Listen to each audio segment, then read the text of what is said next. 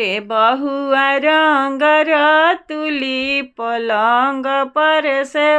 उतरहु पलंग पर से उतरहु हो ए बहुआ आइल बाड़ी गोतिनी देया दिनी निहुरी के गोड़ावा लाग सोहरी के गोड़ावा लागहु हो ए बहुआ आइल बाड़ी गोतिनी देया दिनी निहुरी के गोड़ावा लाग सोहरी के गोड़ावा लागहु हो बोलिया त ए सासु बोलेलु बोलही न जानेलु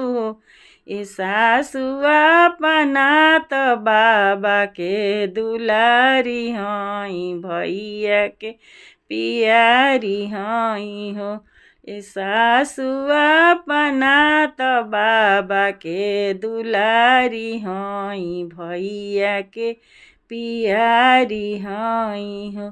ए सासु तीसरे में सैया के सोहगई तिनी निहुरलो न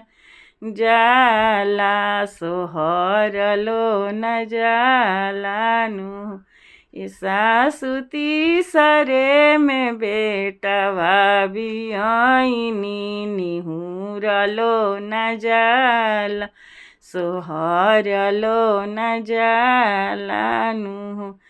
बोलिया त ए बहुआ बोलेलु बोलही न जानेलु हो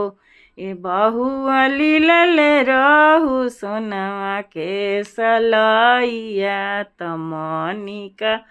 उगिलेलु हो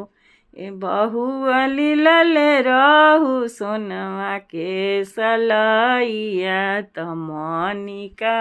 उगिले मोर पिछुआड़िया सोनरवा भैया डेगे चलिया ए भैया गढ़ी दान सोने के सलैया त सासुलीलवा ई बिमनी उगिला ई बिहु ईसा ए भैया गढ़ी दान सोने के सलैया त सासुलीलवा ई भी अतना